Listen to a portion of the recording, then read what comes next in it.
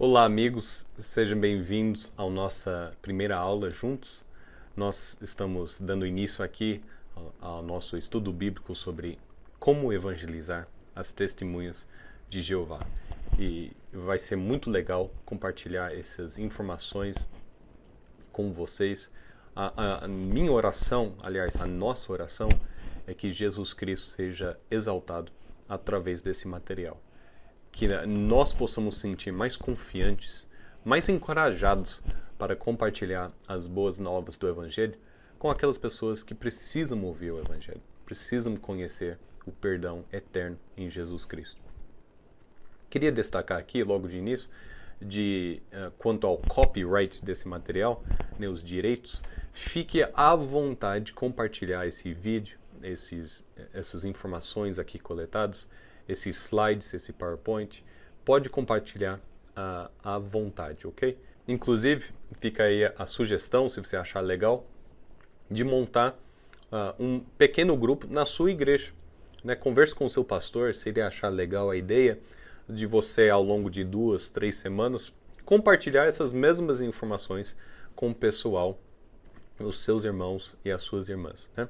Fique à vontade, pode compartilhar, beleza? Vamos lá. Aqui nos slides, que você vai ter acesso através do link que está na descrição desse vídeo, aqui nos slides, no segundo slide já, você tem aí o esboço de como será o nosso estudo juntos. Em primeiro lugar, nós temos ali por que estudar esse tema, o que é uma seita e depois panorama histórica. São esses 3 primeiros itens que nós vamos abordar nessa primeira aula. Ok? Eu enviei a semana passada um e-mail perguntando de onde vocês são, de qual igreja vocês fazem parte, e são tantas pessoas que responderam aquele formulário.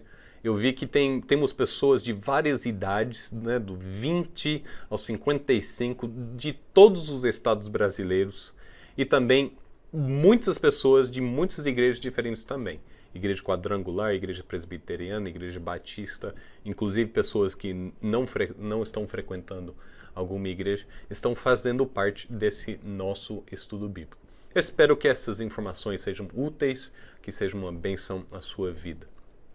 Eu sou Daniel Gardner, administrador do site palavraprudente.com.br, sou formado em teologia pelo seminário Martin Butzer e eu tenho a alegria de compartilhar aqui um pouco de conhecimento sobre essa seita, Testemunhas de Jeová. Vamos começar? Vamos lá. O terceiro slide vai dizer aqui, vai levantar a pergunta, né? Por que estudar esse tema? Temos tantas coisas para estudar sobre a nossa própria fé, sobre o cristianismo em si, né? Por que estudar alguma coisa que é contrária à nossa fé? Bom, eu queria aqui pontuar que em todo o Brasil existem, no mínimo, 858 mil pessoas que fazem parte dessa seita. Gente, pensa assim, existem países no nosso mundo que não tem esse número de cidadãos, né? Que não tem esse tanto de gente. E aqui no nosso Brasil tem só esse número de pessoas que fazem parte da seita Testemunhas de Jeová. É praticamente um campo missionário. Você poderia ser um missionário aqui no Brasil tentando alcançar essas pessoas. 12 mil congregações, né, que é a igreja deles, é o local onde eles vão ali se reunir para fazer os seus estudos. Não só isso, mas alguns dados, inclusive, vão sugerir que a Testemunhas de Jeová é a terceira maior seita do mundo. Então, eventualmente, se você ainda não teve um encontro, se você não foi abordado com alguém que é daquela seita, eventualmente você vai conhecer alguém que faz parte dessa seita. Não só isso, mas um outro motivo para estudar esse tema é a falta de preparo que tem no meio dos cristãos. Né? Eu sinto isso também quanto a mim mesmo. Né? É raro a gente pegar um livro sobre as seitas para dar uma estudada. Geralmente a gente só pega para estudar quando a gente precisa preparar algum estudo sobre o tema, né? A gente prefere ler aqueles livros que têm mais a ver com as disciplinas cristãs, sobre a vida de piedade e tudo mais, né? Então eu queria, com esse estudo nosso, trazer à tona informações que geralmente fazem falta nas nossas igrejas. Não só isso, mas muitas vezes no meio do cristianismo você tem muitas informações equivocadas sendo compartilhadas, né? Você vê uma postagem no Facebook dizendo testemunho de Jeová crê assim, assim assado, né? E aí aquilo fica na sua cabeça e ao invés de fazer um estudo para ver se é assim mesmo, se eles creem dessa forma, realmente você fica com a impressão, diz o ditado que é a primeira impressão que fica, né? Então você fica com aquela impressão, pô, testemunho de Jeová, os mormons ou os católicos, eles creem X. Quando na verdade, quando você vai ver, talvez não é bem assim, né? O papel do cristão não é fazer seitas serem mal vistas. Né? Eu vou falar mal de tudo que não seja cristianismo, porque tem que ser mal visto. Não, esse não é o nosso papel. O nosso papel é compartilhar o resplendor do Evangelho verdadeiro. E aí, conforme você vai compartilhando a luz das Escrituras, é claro que a escuridão vai ser vista como aquilo que ela é, escuridão. Né? Vamos lá. Um outro motivo para estudar esse tema é para cultivar compaixão em uma época de discussão. Né? O que nós mais vemos nas redes sociais é discussão. Né? Tantas vezes nós compartilhamos a nossa fé, infelizmente, apenas para provar o quão certos somos, ou quão errados eles são. Né? Você chega na pessoa, você tem a sua cabeça cheia de informação, deixa eu falar para você como você está errado e como eu estou certo. E assim criam uma discussão, você joga os fatos que você pegou do seu estudo, você joga os fatos na cara da pessoa, a pessoa joga os fatos e as crenças e as convicções da sua fé na sua cara, e fica aí um debate pouco produtivo. É isso que a gente mais vê na internet.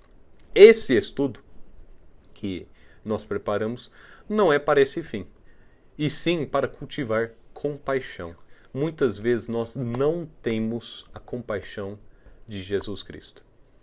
Ele que enxergava em alguém uma alma perdida, uma pessoa criada na imagem de Deus, que precisa nascer de novo. Aquelas pessoas que estão batendo na sua porta domingo, estão dizendo, nós somos cristãos também, nós queremos compartilhar uma mensagem bíblica contigo, testemunho de Jeová, né? Essas pessoas são, antes de tudo, criadas na imagem de Deus. Elas têm uma alma que pode ser resgatada por Jesus Cristo. Elas têm uma vida que necessita conhecer a alegria plena que há na pessoa e obra de Jesus Cristo. Que nós possamos olhar com compaixão para essas 858 mil e tantos que só no Brasil estão correndo atrás de uma seita. E por fim, por que estudar esse tema? Bom, irmãos, para exaltar Jesus Cristo. Para exaltar Jesus Cristo. Não é essa a maior e melhor motivação que nós temos na nossa jornada cristã? Eu cito ali Apocalipse 5, versículo 12, onde o apóstolo João ele tem uma visão, ele vê Jesus Cristo sendo exaltado. Milhares e milhares com grande voz diziam, digno é o Cordeiro que foi morto de receber o poder e riquezas e sabedoria e força e honra e glória e ações de graça. Não somente uma parte da glória, né, uma parcela da glória que Deus, o Pai, vai deixar para ele reservado. Não. Aqui a linguagem é, digno é o Cordeiro, digno é Jesus Cristo para receber a glória. Toda a glória. Ele é digno de tudo, tudo. Ele é digno de ser adorado. E qualquer empenho evangelístico deve ter essa verdade no seu cerne, no seu centro. Ele é digno da nossa adoração.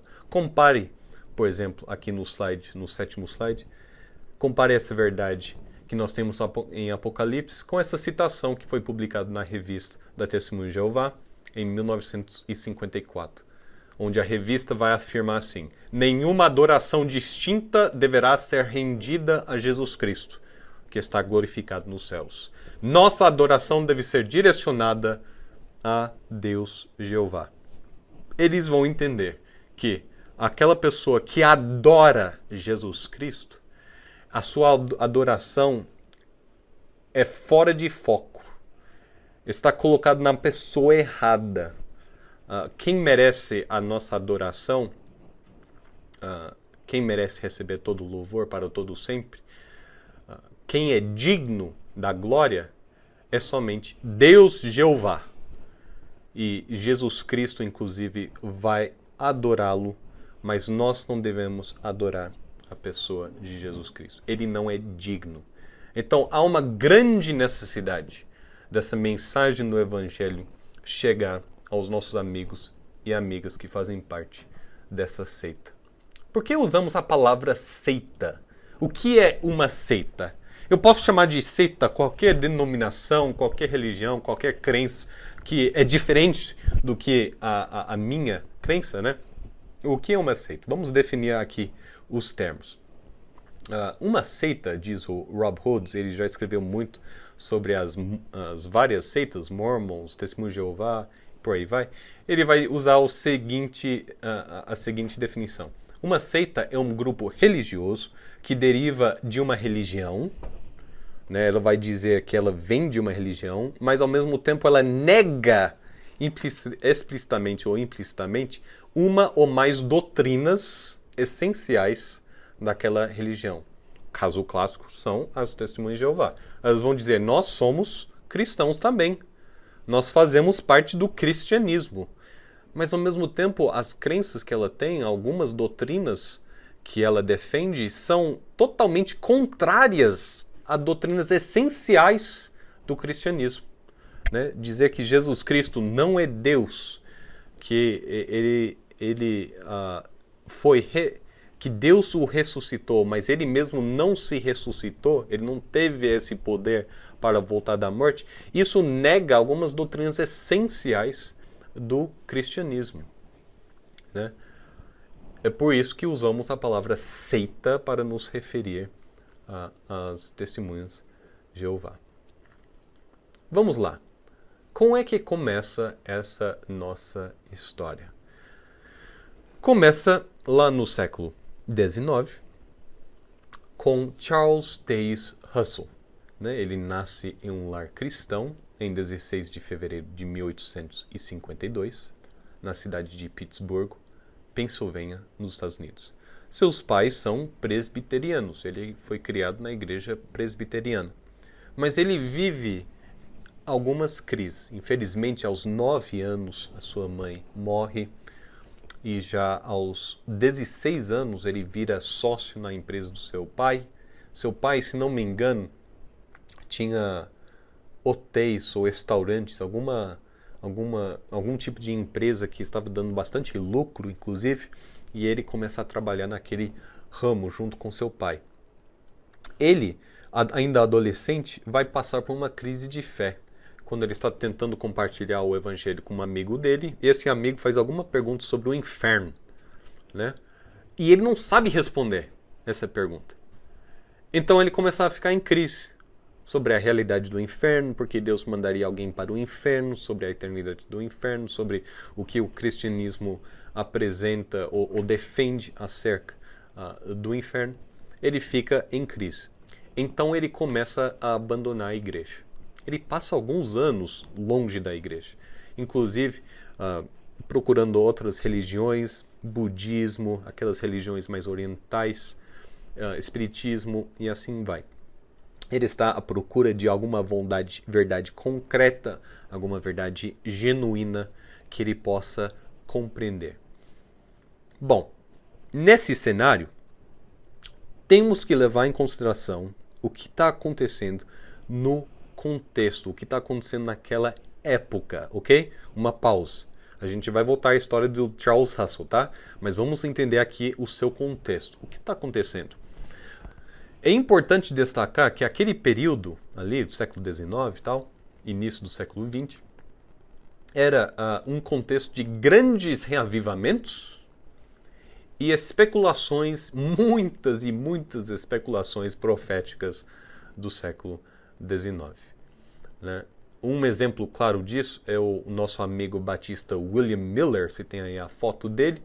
Ele é um pastor batista que pregava que Jesus Cristo voltaria no dia 23 de março de 1843. Ele preparou todo um estudo bíblico sobre isso e, claro, ele ficou bastante conhecido e muitas pessoas deram ouvidos a ele. Se preparavam para a volta de Cristo em 1843. Chegou o ano 1843, chegou março. E chegou o dia 23 de março daquele ano e nada aconteceu.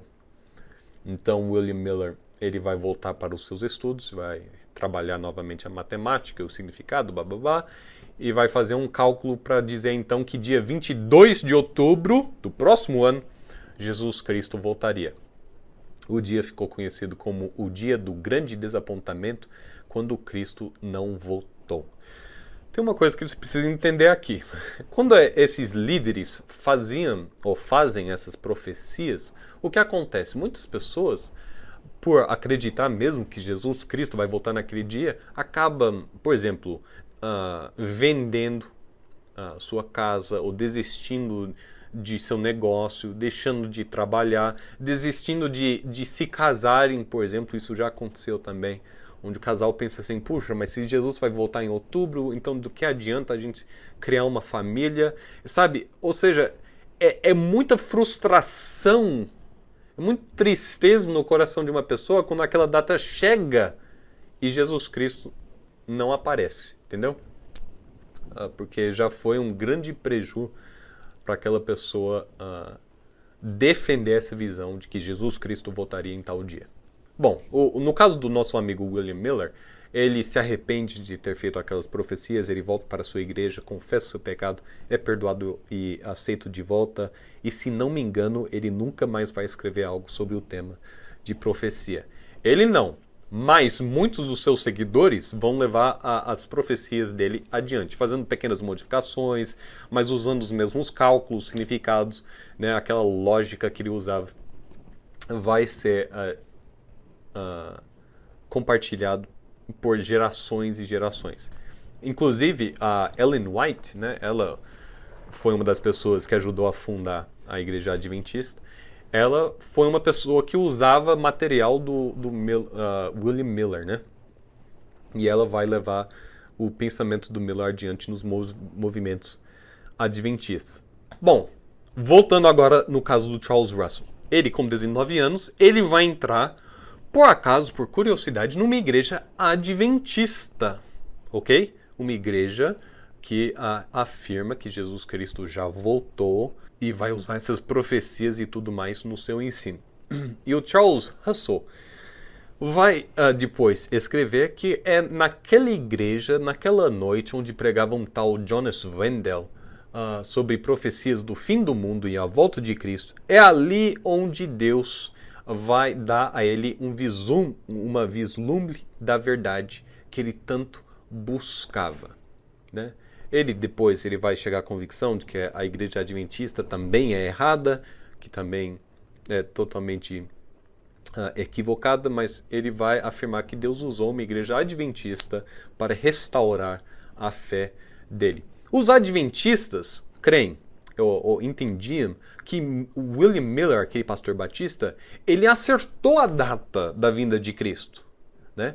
Ele só errou ao afirmar que a volta seria de forma tangível.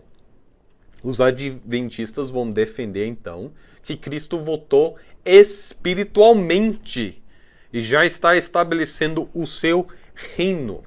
Então, o Charles Russell, ele, convicto, então, de que aquelas profecias não estavam erradas, que Cristo já voltou espiritualmente, e ele também convicto de que o protestantismo havia perdido o seu caminho e que os credos e as confissões de fé protestantes haviam em algum momento haviam se corrompido pelas crenças pagãs. O Charles Russell vai começar a fazer o quê? A montar o seu próprio estudo bíblico. né? Primeiro na sua casa, no seu lar, com o seu pai e alguns amigos, e depois na casa de alguma outra pessoa, mas estudando geralmente sobre profecia, sobre a volta de Cristo. E como todas as religiões ainda estão querendo ou de olho num evento futuro no qual Jesus Cristo vai vir, quando na verdade ele já veio. Ele vai começar a estudar isso ao longo de vários anos. 5 anos, para ser exato. Após 5 anos conduzindo esses pequenos estudos bíblicos, ele vai começar a escrever livros. Ele escrevia muito, esse Charles Russell. Muitos livros, muitos textos. Geralmente a maioria dos seus textos vai ser sobre esse assunto da volta de Cristo e tudo mais. Mas ele vai começar a escrever, inclusive, uma revista junto com um pastor adventista chamado Pastor Barbour, né? Ambos esses pastores pregavam que a presença invisível de Cristo havia começado em 1874, sendo que, olha só, marque aí a data, em 1878 seria o arrebatamento dos salvos para o céu. Então já estão dando um ano. Nós vamos ser arrebatados para o céu no ano 1878. E que Jeová estava dando a oportunidade de salvação por um período de 40 anos, culminando em 1914. O que acontece em 1914? O fim do mundo, na visão do Charles Russell, ok? O pequeno grupo, então, espera ser arrebatado em 1878. Bom, chega o ano 1878 e nada acontece. Mais uma vez, pessoas desanimadas, tristes, confusas, com raiva, inclusive, e a parceria entre o pastor Barbour e o Charles Russell também chega a um fim, porque aí eles precisam oferecer alguma explicação de como eles erraram, ou se não foi um erro, alguma explicação que faz sentido do fato de chegasse o ano 1878 e ninguém ser arrebatado. Cada um tinha o seu jeito de explicar, então cada um seguiu o seu caminho. Nisso, o Charles Russell começa a publicar a sua própria revista. Qual é essa revista? A Torre de Vigia de Sião e Arauto da Presença de Cristo. Isso publicado, a primeira edição, em 1879. Revista essa aqui, até hoje, é publicada pela a seita Testemunho de Jeová. Né? Não com o mesmo nome, mas do mesmo sentido de é uma revista que as pessoas vão se reunir nos lares para estudar, para fazer o que eles chamam de estudo bíblico, mas é para estudar a revista, né? Para estudar aquele ensino que está contido ali na revista. A partir de 1914, o grupo liderado por Russell adota o nome Estudantes da Bíblia Associados. Né? Ou seja, nessa época não se tinha ainda o nome Testemunho de Jeová. Isso vai ser uma evolução futura ainda. O nosso autor ali, eu cito que ele aponta que há 2 conceitos que permeiam o pensamento do Russell. Né? Quais são esses 2 pensamentos? Primeiro, a racionalidade, né? Tudo deve fazer sentido, a compreensão humana. Eu preciso compreender tudo.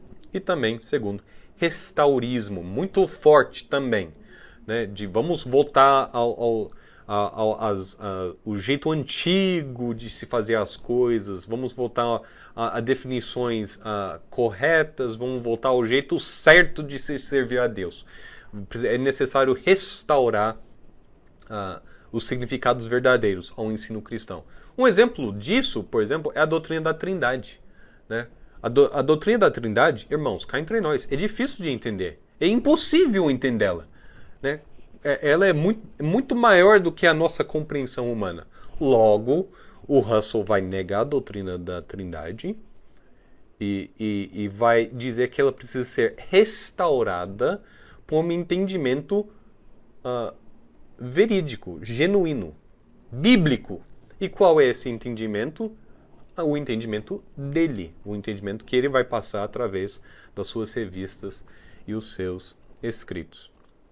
Uma pausa aí, só para apontar uma questão chavíssima, né? Que é a questão da volta de Cristo. Já ficou claro que a questão da profecia acerca da volta de Cristo é muito importante para as testemunhas de Jeová, né? Para essa seita, Jesus Cristo já voltou, embora invisivelmente, seja em 1874, 75 ou 1914, né? Tem várias datas aí que eles vão prever. E, portanto, já está inaugurado o reino de Cristo, o que sinaliza o fim dos tempos, né? O fim dos tempos está próximo e são somente eles, nessa janela de tempo, nesse período, que está anunciando a palavra de Deus. É preciso entender isso para entender melhor o que está passando pela cabeça daquelas pessoas que vão compartilhar a fé da seita Testemunho de Jeová. Eles vão lá bater na sua casa, um domingo. Na visão deles, você que se diz cristão, você faz parte de uma fé corrompida, uma fé que precisa de restauração. O Russell, ele morre em 1916. E o segundo presidente, então, é esse Joseph Rutherford. O Joseph Rutherford, ainda que ele não é o fundador dos Testemunhos de Jeová, é ele que vai organizar os Testemunhos de Jeová. Né? Ele é uma pessoa com uma personalidade muito forte, um pouco briguento, pelo o que eu li. Ele tem uma personalidade muito forte, inclusive, conforme ele vai fazendo mudanças no ensino do Russell, na organização do Testemunho de Jeová, muitas pessoas, chega a ser milhares de pessoas, vão deixar a seita, porque elas estão incomodadas com o jeitão do Rutherford. Após o mundo não chegar ao seu fim em 1914, que foi previsto por Russell, né? Rutherford, ele modificou o ensino de Russell, afirmando que a vinda espiritual de Jesus Cristo, a vinda espiritual invisível, não ocorreu em 74, e sim em 1914. Logo, estabeleceu um novo ano, 1925, como sendo o fim dos tempos. Ele até escreveu, isso tem arquivado, né, nas revistas, de que Abraão, Isaac e Jacó seriam ressurretos da morte e andariam entre os homens, sendo um sinal da restauração de todas as coisas, né? E claro que em 1925 não aconteceu nada disso. Começam também as atividades dos Testemunhos de Jeová no Brasil, em 1920, com os primeiros missionários no Rio de Janeiro. Em 1931, o Rutherford vai adotar o nome de Testemunhas de Jeová. Por que isso? Porque como o nome deles era estudantes da Bíblia associados, conforme muitas pessoas iam saindo da seita, aquelas pessoas montavam seus próprios grupos, chamados do quê? Chamado de grupo de estudantes de Bíblia, Aurora, dava outros nomes, sabe? Mas era muito parecido. Então o Rutherford então, vai determinar que o grupo, aquela seita, vai se chamar Testemunhas de Jeová. Não só isso, mas isso aqui é muito importante, viu, gente? O Rutherford ele vai instituir uma grande modificação, que é a teocracia, né? Que é a ideia de um governo. O que significa teocracia? Governo liderado ou regido por Deus, né? Antes, os grupos de estudo, cada grupo de estudo escolhia seus próprios líderes, fazia ali uma eleição e democraticamente chamava aí um diretor ou um líder. Agora é diferente, porque como é que funciona a teocracia? Na visão do Rutherford, no Velho Testamento, você não tinha aí Deus dando os 10 mandamentos para Moisés, e Moisés então passando os mandamentos para o povo. Agora são os líderes da Testemunha de Jeová que vão escolher quem vai ser o dirigente em cada grupo de estudo. Não é o grupo não que tem essa autoridade para escolher os seus próprios líderes. Agora a teocracia vai passar a palavra de Deus ao povo, vai passar a vontade de Deus aos membros da seita. Então isso aí é uma mudança bem radical, uma modificação bem bastante diferente do que o Russell, na verdade, instituiu quando ele começou a implementar os pequenos estudos grupos de estudo, né? O Joseph Rutherford vai, através dessa visão da teocracia, ele vai juntar muito da autoridade e poder em um só lugar. Um só lugar que seria o quê? A presidência ou até, como a gente vai ver mais adiante, o corpo governante, que é um grupo de 8 a 10 homens lá nos Estados Unidos que vão se reunir para decidir o que será publicado, o que será ensinado, como lidar com crises, diferenças no ensino das testemunhas de Jeová ao longo dos anos e tudo mais. Enfim, a voz de Deus é a voz dessa teocracia. É a teocracia que vai impor ali um número mínimo de horas semanais para o evangelismo das testemunhas de Jeová. Não só isso, mas o Rutherford vai também adotar uma postura mais acentuada contra as outras religiões, né? Entre eles, eu tenho aí uma citação que foi dele, que era que o protestantismo hoje em dia cessou seu protesto contra as práticas do catolicismo. E o clero protestante, juntamente com os rabinos da organização judaica, seguem a organização católica romana agindo em plena harmonia. Todos eles praticam a religião cujo autor é o diabo. Né? Puxado.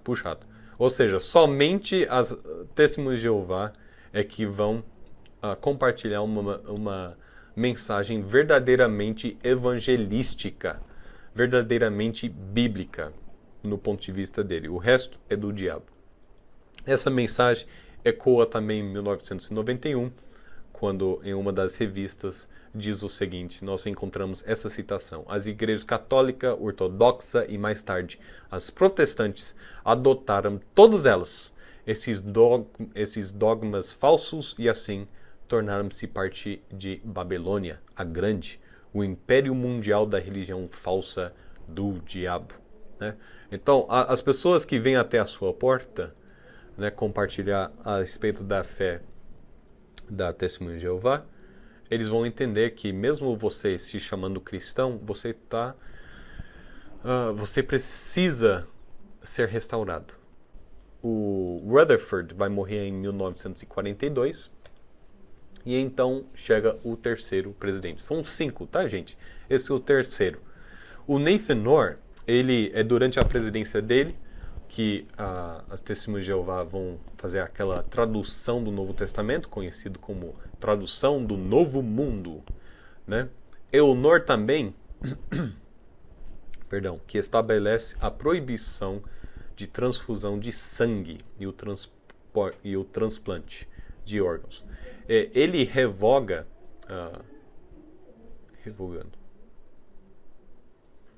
Ele desfaz uma lei que o Rutherford tinha implementado, que era uma lei contra a vacinação. Ele desfaz essa lei.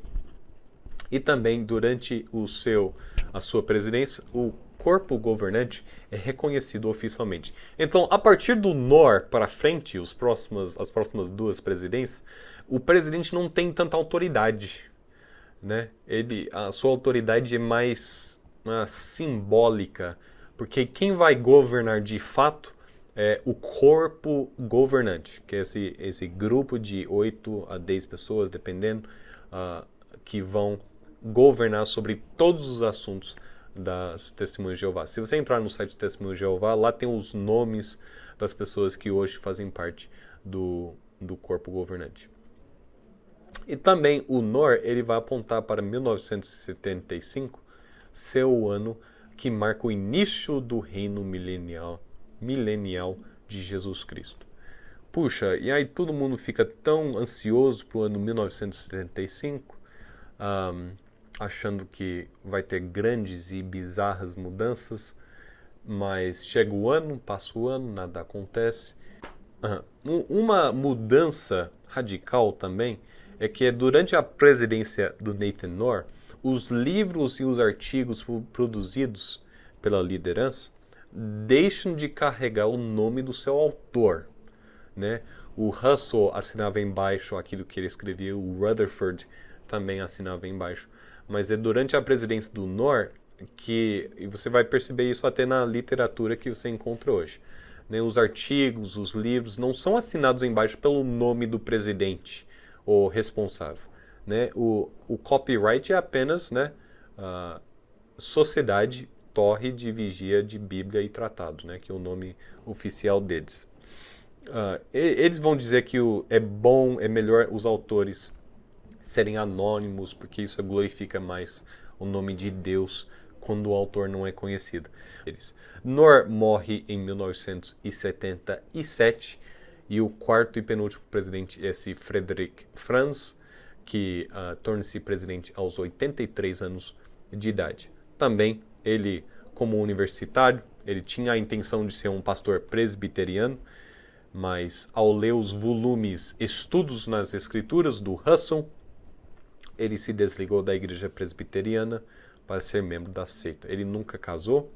É ele que vai revogar a lei contra o transplante de órgãos, né? Que antes era tido como uma forma de canibalismo, e ele vai permitir agora que as pessoas fazem essa cirurgia. Ele morre em 1992 e o último presidente é esse Milton Henschel, né? Ele é o quinto e último, mas ele morre em 2003. Durante a sua presidência, a Testemunha de Jeová já está sendo liderado pelo corpo governante, por aquela ideia da teocracia.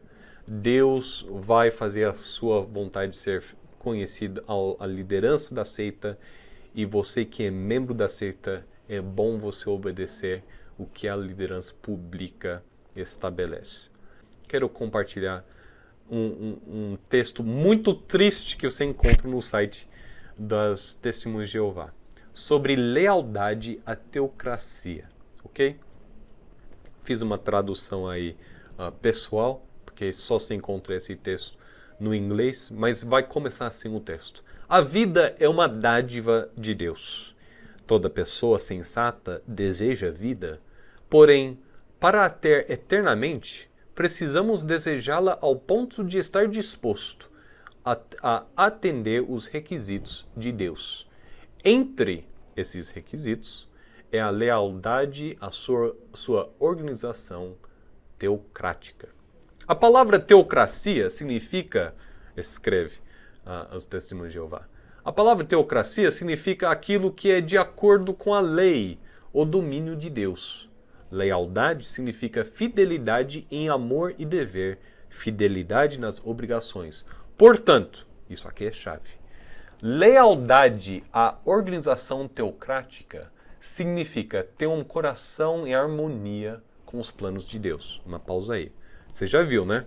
Se você for fiel à teocracia, aquela liderança, organização teocrática, isso que demonstra que você tem um coração que está em harmonia com os planos de Deus. Igualou, né? Esse texto acabou de igualar as duas coisas. Obedeça a teocracia, que o seu coração então estará em harmonia com os planos de Deus. Venenoso isso aqui. Continuando a leitura. Dizem, nos dias dos reis de Israel, lealdade à organização teocrática significava ir até Jerusalém para adoração e sacrifícios. Jeová não muda. Hoje, ele também tem uma organização teocrática, conhecido como a sociedade, sobre qual ele colocou seu espírito e que retém sua bênção. A lealdade nos lembra que toda a verdade que temos recebido veio até nós primeiramente através daquela organização que é o escravo fiel e discreto. E que, assim como Deus tem nos dado a verdade, ele também poderá a retirar. Uma pausa aí. Você está vendo que o que está escrito aqui é o seguinte. Toda a verdade que pode ser conhecida vem através das mãos da teocracia, né? Fora da teocracia, não se pode conhecer a verdade. É isso que eles estão afirmando. E por fim, eles vão afirmar o seguinte, para terminar o texto.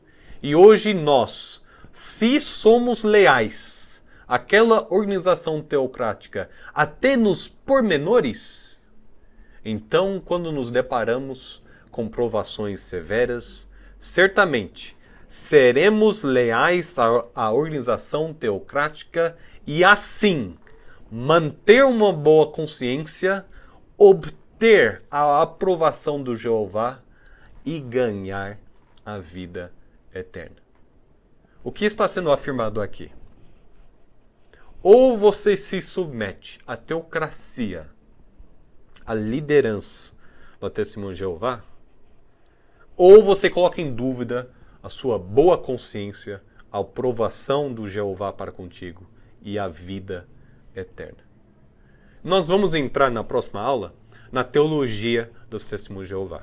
Nós vamos ver que a única mentira que eles dizem não é aquela a respeito de Jesus Cristo não ser divino. As Testemunhas de Jeová eles também vão afirmar que a Bíblia não é suficiente, que a salvação não é 100% pela graça, que a salvação, inclusive, não é garantida. É possível, como nós acabamos de ler, de perder a aprovação do Jeová, perder essa boa consciência, perder a certeza da vida eterna se você deixar de se submeter à teocracia. Amigos, amigas, nós devemos sentir compaixão por aquelas pessoas que estão dentro da seita. Né? Porque eles estão com medo. Com medo. Porque se eles, pasme, né, forem expulsos do Testemunho de Jeová, eles vão entender que essa expulsão quer dizer que eles estão fora da teocracia e longe da aprovação divina. E, portanto, perde-se toda a certeza da salvação, da vida eterna, de poder fazer parte do reino que Jesus Cristo supostamente já veio e está estabelecendo na terra. Entendeu agora por que, por exemplo, nós vamos ver isso na próxima aula, mas já adiantando, a teocracia vai afirmar o seguinte: não se deve procurar ensino bíblico fora da teocracia. Né? Quando você vai compartilhar uma leitura, um artigo, um texto, o seu testemunho, você já percebeu que as pessoas da Testemunho de Jeová, eles ficam incomodados, já querem encerrar o assunto, já querem ir embora? Por quê? Porque eles não podem, para serem de fato leais à teocracia, eles não podem dar ouvidos a outras visões, a outras fés, a outras explicações, a outros ensinos. O único ensino que eles podem receber como sendo de Deus é o ensino que vem por meio da teocracia. Isso devia fazer com que nós sejamos realmente tristes por eles e orarmos que Jesus Cristo, o Deus Todo-Poderoso, de fato, quebrante seus corações e faça a sua luz chegar às suas vidas. Que Deus te abençoe. Obrigado por acompanhar esse primeiro estudo. O nosso próximo estudo vai considerar a teologia, o que de fato crê a Testemunha de Jeová. Até mais.